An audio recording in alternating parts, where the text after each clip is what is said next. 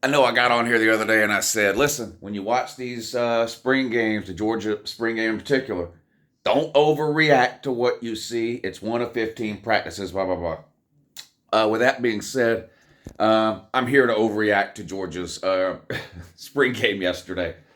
You know what? I have some good takeaways and so I guess some positive takeaways and some negative takeaways from the spring game.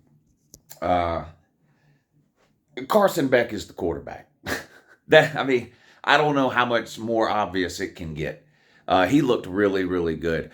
And I'll tell you what impressed me the most about Carson Beck. It wasn't necessarily the stat line. The stat line was fine. He completed 65, 70% of his passes, whatever it was, a touchdown, no interceptions, 235 yards, something like that.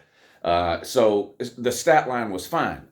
But when you watch him play, what impressed me the most about Carson Beck is I saw him make several throws yesterday over the middle, whether it was crossing routes, in routes, skinny posts, whatever, that he put the ball on an absolute rope. I mean, a laser beam throw, fitting the ball into tight windows, zip on the ball, that kind of thing. I also saw him make several throws. A couple of wheel routes come to mind in particular, one to Brock Bowers. There was a couple others that were deep sideline routes or corner routes deep down the field where he put unbelievable touch on the ball. And that's not necessarily something every single good or even great quarterback has the ability to do. There are a lot of really good quarterbacks who maybe they have a ton of arm strength. They can really zip the ball, but they struggle. Jacob Eason comes to mind if we want to just stick to Georgia QBs. Jacob Eason had an absolute cannon. He struggled when it came time or when the need arose to put a little air under the ball, put a little touch on the ball, that kind of thing. He had a world-class arm, maybe the strongest arm of any Georgia quarterback I've ever seen, Jacob Eason. Carson Beck, his arm might not be as strong as Jacob Eason's. It's plenty strong enough, though. The dude can make every single throw in the book. No doubt, no question about it. Deep sideline throws, out routes, whatever, where you need to put it on a rope. But the touch that he has on his ball is just as satisfying to watch as sort of the laser beams that he throws over the middle. He's got the ability to do both, and he appears to know and understand which type of throw is needed in which particular situation. Look, if you're watching this video and you've been watching me for any amount of time at all, you know my favorite thing to do is overreact about quarterbacks and specifically be overly critical of quarterbacks. It's hard to find anything Carson Beck did yesterday to criticize. The guy looked really, really good. That's the good news. I think Georgia has found its starting quarterback in Carson Beck. I would be absolutely shocked at this point if anyone other than Carson Beck was the starting quarterback for Georgia in the fall. He appears to be so far beyond the other two, Brock Vandergriff and Gunnar Stockton, and I'll talk about each of them in a second. But he appears to be so far beyond them that there really should be no question or debate going forward. And there wasn't a whole lot of question or debate prior to the spring game. Carson Beck was the number 2 last year for a reason. He was the presumed starter heading into this season for a reason. And those reasons proved to be true from everything I saw yesterday in the Georgia spring game. He appears to have good command of the offense. He led a scoring drive on almost every single possession. I thought he played really, really well. You can't make any total determinations from a spring game, like I said the other day, and I still believe that. But there's nothing you saw in the spring game yesterday, in my mind, that should give anybody any reservations about Carson Beck's ability to lead the Georgia offense in 2023. Anything you wanted to see from Carson Beck, you saw it yesterday. And at this point, I really don't think there's any need in even talking about Georgia's quarterback situation for the rest of the offseason in terms of who might be the starter or whatever. That's the good news. The bad news is Brock Vandergriff looked not good. And I'm surprised. And I'm going to troll a little here, but just like any good troll, there's maybe a tad bit of truth embedded in this. I guess it just takes 4 years for a quarterback to develop at UGA. And this is something that I still bang my head against the wall about on a consistent basis. I see quarterbacks all over the country every single year who succeed and play well and put up ridiculous numbers, sometimes as a true freshman, but a lot of times as a redshirt freshman or a second-year player, a third-year player. You just see it all the time. It appears that for whatever reason, if you're a quarterback at Georgia, you just have no clue about anything until your fourth year or so. Brock Vandergriff, this is his third year there. He did not look like a third-year quarterback yesterday at all. Gunnar Stockton is going into his second year. And while I think he played better than Brock Vandergriff, it's not so much better that, you're splitting hairs kind of. But my point is, you go back and look at like the QBs that Georgia has had under Kirby. I guess just going back to 2017, which would have been Fromm's first year. I mean, we can talk about 16, which is just kind of a mess, Kirby's first year. That was Jacob Eason. He was a second-year guy. But so starting in 2017, which, of course, Fromm was a true freshman, that was you can argue that was his best year as a quarterback at UGA. He appeared to get worse as time went on at UGA. 2019 was his worst year by far. He did not have a good year in 2019. He appeared to get worse, whereas you would expect maybe somebody would get better over time, especially a quarterback who starts as a true freshman, but that just didn't seem to happen. He was there 17, 18, and 19, appeared to get a little bit worse each year, in my opinion. In 2020, the first game of the year, DeJuan Mathis started. He's probably the worst starting quarterback that Kirby Smart has ever put into the game. I mean, he couldn't even complete a pass, and it was his, second year, maybe his third year? So, again, didn't hit the magical 4-year mark. He was awful. He got benched. They put Stetson Bennett in. Now, that was Stetson Bennett's fourth year in college. And that's hard to believe, but in 2020 was actually Stetson Bennett's fourth year in college. He was a freshman in 2017, so 17, 18, 19, 20. Bennett comes in relief of DeJuan Mathis in 2020, and I'll be the first to admit, and you've heard me say it a million times, Bennett was not a great quarterback in 2020, but he was better than DeJuan Mathis. And that was his fourth year, right? JT Daniels also started some games in 2020, and he was good. He was really good, and he had not been at Georgia for 4 years, but he spent a year at Southern Cal developing as a quarterback before he got to Georgia. JT Daniels was more developed as a QB after 1 year at Southern Cal when he got to Georgia than most Georgia quarterbacks are in their third year at UGA. It's very strange. It's very weird. And you can say, well, JT Daniels was a 5-star. Of course, Georgia's had plenty of 5-stars. Plenty. Jacob Eason, Justin Fields, Brock Vandergriff. I mean, we've had plenty of 5-stars. None of them have looked any good. Jacob Eason didn't look great in 2016. Justin Fields didn't look good with a Georgia helmet on. Gets to Ohio State, he's a Heisman candidate and a playoff contender. It's just weird. I'm not knocking Kirby. I'm not knocking Georgia. I'm just pointing out what to me appears to be the obvious. If you want to succeed as a quarterback at Georgia, it takes 4 years to develop. That's what it looks like to me.